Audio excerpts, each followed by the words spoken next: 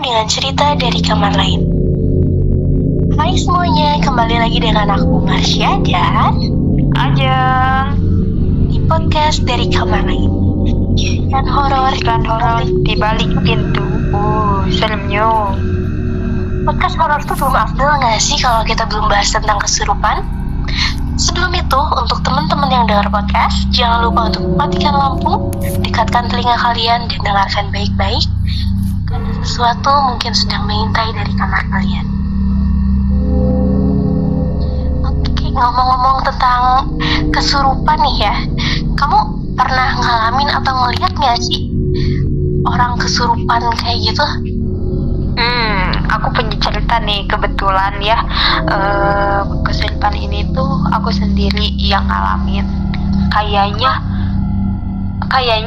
sekitar aku kelas 2 SMA waktu 2021-an kurang lebih, dan aku ngalamin ya sering kesurupan itu tuh kayaknya hampir 1 tahun deh. Oh, gimana nih ceritanya? Kok bisa sih selama itu gitu ngalamin kesurupan? Kenapa bisa? Oke. Sebenarnya aku sendiri juga bingung kan. Oke, entah ini awalnya karena emang aku stres dan kecapean gitu. Gak tahu apa, soalnya waktu itu juga COVID kan, terus juga waktu itu tuh nilai aku sering turun gitu, jadi pokoknya jadi tahun terberat buat aku kan. Nah, entah kenapa kejadian awalnya tuh waktu aku tidur nih, aku lagi tidur terus tiba-tiba bangun dan nangis gak jelas gitu. Dan untuk awal-awalnya tuh kejadiannya tuh kayak cuman gitu doang kan, kayak lagi tidur terus nangis tiba-tiba sampai teriak-teriak, dan aku tuh nggak tahu kan kejadiannya kenapa gitu. Nah, setelah sekitar 2 kali atau 3 kali kejadian gitu ya, yang aku bangun tidur langsung nangis gak jelas itu tuh, kayak tiba-tiba aku kejadiannya tuh gak tahu lagi di kamar, gak tahu lagi di mana. Aku kan kayak ngelamun gitu kan, terus tiba-tiba aku nangis gak jelas dong, teriak-teriak, terus tiba-tiba gak inget apa-apa tuh. Dan waktu sadar tuh katanya kamu katanya kesurupan, Jeng. Tiba-tiba ngomong bahasa Sundanya juga jadi lancar, ditanyain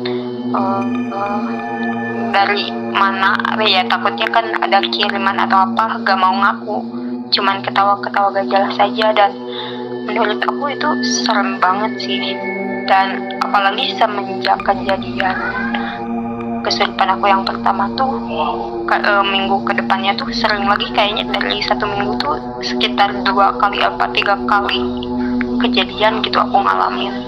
Dan aku kadang ada kejadian dimana pas kesurupan aku ingat, kadang-kadang ada yang enggak gitu. Dan itu tuh beneran nguras tenaga banget ya buat aku gitu, dan bener-bener capek banget gitu.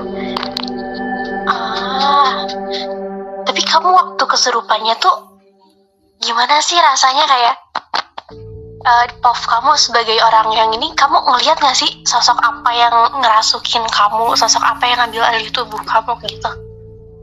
Jujur aja ya, waktu kalau untuk kejadian kayak sekitar kejadiannya dihitung dari aku yang nangis gak jelas itu ya, kayaknya setelah 5 kali kejadian gitu kan, aku kayak gak sadarkan diri gitu kan, karena setelah kayak semacam diobatin sama yang bisanya gitu, kayak oke, gak sadar. Terus tiba-tiba aku jadi sadar, tapi aku sadar tuh emang si keadaan aku belum benar-benar sadar. Jadi kayak apa ya, kayak ngerti gak sih, tidur tapi belum benar-benar terlelap gitu. Iya ya. Jadi aku kayak mimpi gitu, ngelihat kayak sosok nenek-nenek sih jujur. Dan waktu aku sadar aku tanyain lah, dan ternyata katanya kayak kata si orang yang ngobatin aku nih, katanya yang masuk tuh nenek-nenek. Dan sesuai sama yang aku lihat ternyata. Jujur aku dari situ kayak serem banget sih. Dan gak lama dari kejadian itu tuh aku mulai sering banget, kayaknya hampir setiap hari itu, bahkan kayak pernah dalam satu hari kejadian tuh bisa sampai 4 kali sampai 5 kali kesurupan. Wah, nggak kebayang sih itu gimana rasa capek dan lain-lainnya. Jujur aja, yang buat aku capek tuh bukan cuman capek fisik ya, dan capek mental juga pasti, soalnya kayak benar-benar nguras tenaga banget, dikit-dikit ngamuk lah, dikit-dikit nangis lah, kayak sampai mama juga kan bawain aku berobat ke sana kemari gitu ya biar aku sembuh. Katanya kayak kalau misalnya indikatornya dari stres ya jangan stres banget, terus juga kalau misalnya gara-gara nilai anjlok ya udah gak apa-apa gitu, kamu masih bisa nyoba, kamu ada masalah apa gini gitu. Tapi kayak ya udah, waktu itu aku udah fine aja dan berusaha damai dengan keadaan kan. Tapi kejadiannya tuh terus berlanjut sampai akhirnya aku tuh di semacam kalau di ruqyah sih kurang tepat, soalnya lebih ke arah eksorsism sih. Ya kayak nemuin nggak sih kenapa penyebabnya kamu si nenek ini tuh masuk terus ke badan kamu? Nah, aku ini masih nyambung sama yang aku mau di eksorsism kan. Sebenarnya aku waktu itu tuh belum tahu ya, dan emang belum tahu pasti penyebabnya apa. Aku juga masih bingung sampai sekarang kalau jujur, tapi aku menduga-duga apa penyebabnya. Nah, aku mau lanjutin dulu ke yang cerita aku di eksorsism ini kan.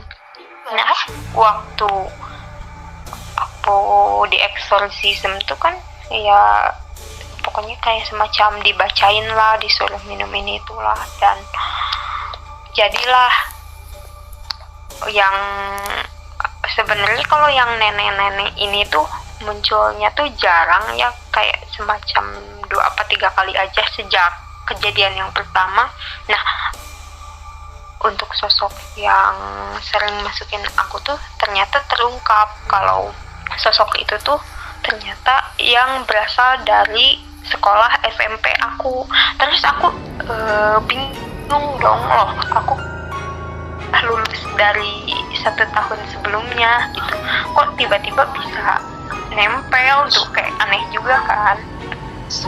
Kayak bilangin aku ini merinding banget ngedengarnya, kayak kok bisa sampai ngikutin sampai 4 tahun kemudian ya. Dan lulusnya udah dari aku juga bingung kan, kalaupun misalnya emang ia mau ngikutin aku ya agak sampai harusnya dari 1 tahun sebelumnya dong. Ini aku bingung kan, kayak kok bisa gitu.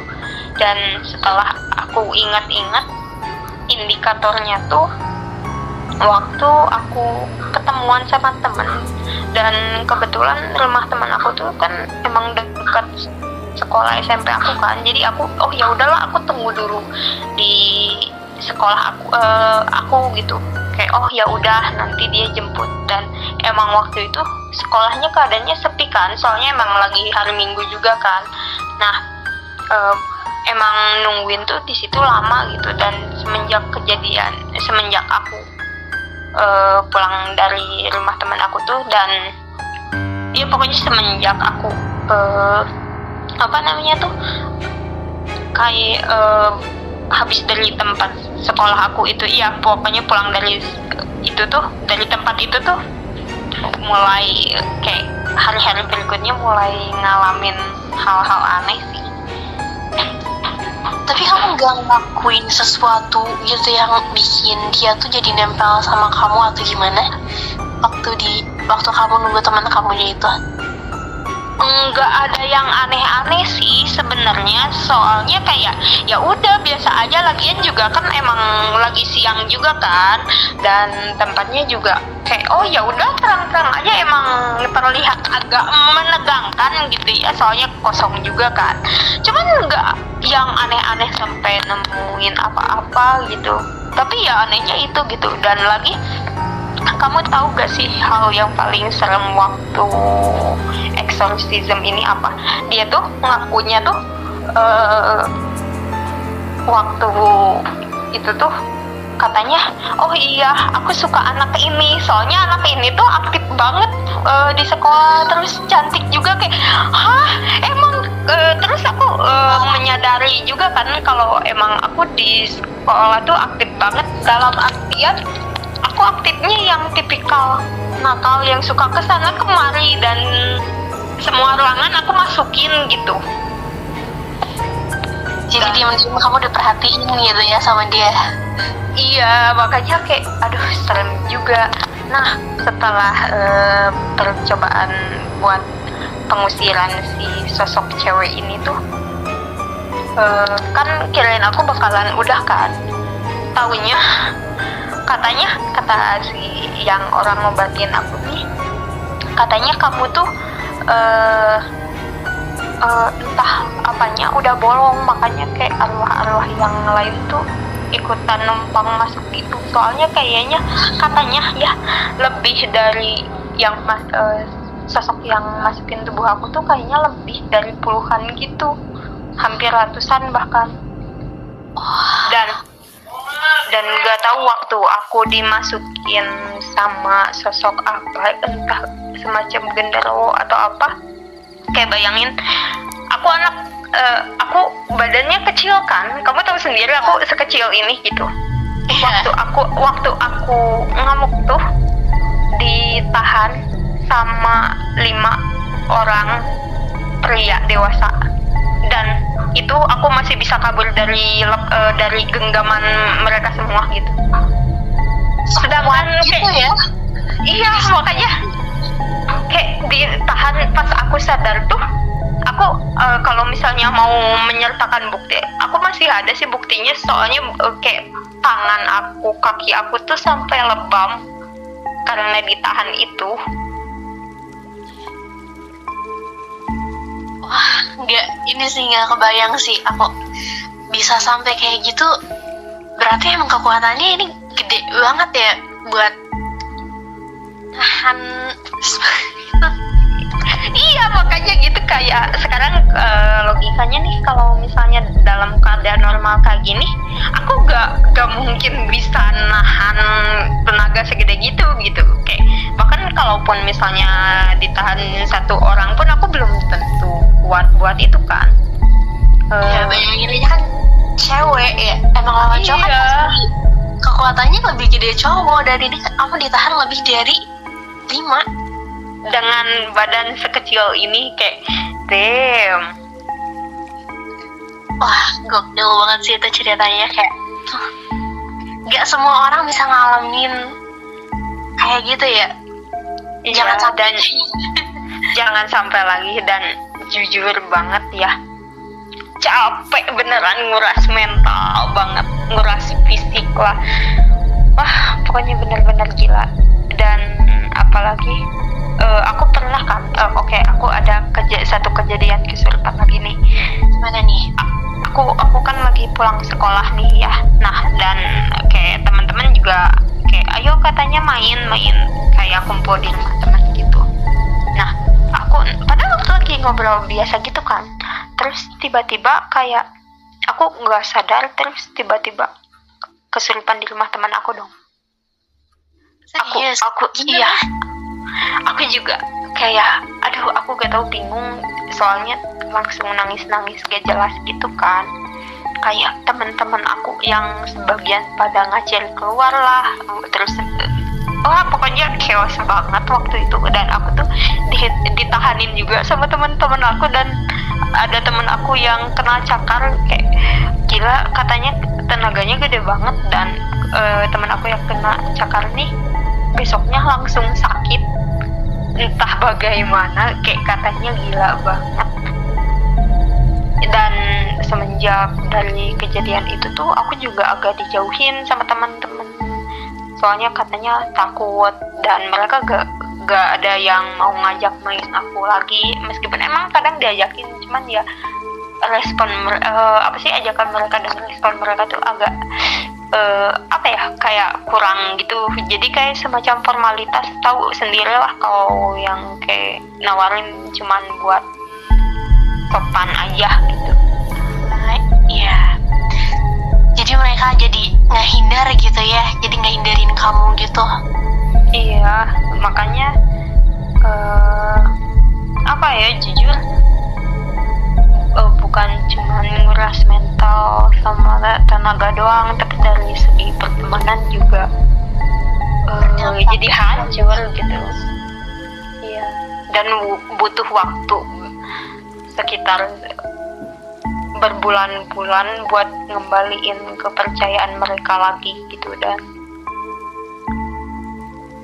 kayak jadi susah punya teman aja gitu semenjak kejadian itu. Orang lain juga mungkin takut kamu ada yang masuk lagi, dan kamu juga nggak bisa ngapa-ngapain juga ya, nggak bisa melawan mereka buat nggak masuk tubuh kamu nih. Iya, kayak walaupun kan aku sering diingetin ya, stay fokus, stay baca doa, atau kayak ingat ke Tuhan, atau ini itu. Ya aku udah ngelakuin itu semua, tapi kalau emang kitanya gak bisa nahan ya kayak gimana gitu. Ini juga bukan yang aku mau, bukan untuk caper atau apa gitu. Makanya juga bingung kan.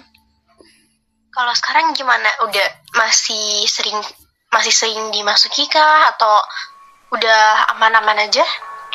Alhamdulillahnya ya, setelah karena emang kejadiannya lama kan, hampir 1 tahun, akhirnya aku dibawa ke orang yang bisa nyembuhin aku gitu ya, yang lainnya gitu, karena aku sempat pindah-pindah juga kan, nyari yang cocok. Akhirnya udah sembuh sih alhamdulillah, dan enggak jadi lagi gitu. Kalaupun emang aku stres ya aku udah biasa lagi aja gitu, udah bisa lah ngontrolnya gitu. Dan kalaupun misalnya stres juga nangis sewajarnya aja sih, nggak sampai yang menyebabkan indikasi kesurupan. Setelah ngalamin ini semua, ada pesan nggak sih buat mungkin orang-orang yang lagi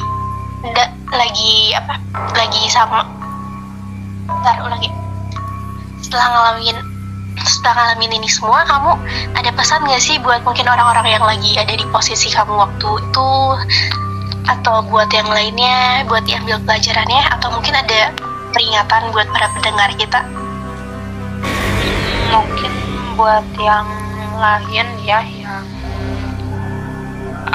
yang lagi ada di posisi kayak aku waktu itu, ya kalian kuat-kuatin aja, terus juga senantiasa berdoa kepada Tuhan yang Maha Esa, terus kurang-kurangin stres lah, bawa joy gitu, dan percaya kepada Tuhan sih intinya, itu sih. Mungkin segitu dulu untuk segmen kita kali ini. Perlu diingat bahwa kita tidak perlu takut oleh mereka yang tidak terlihat, karena seseram apapun mereka, lebih seram wujud manusia yang nyata.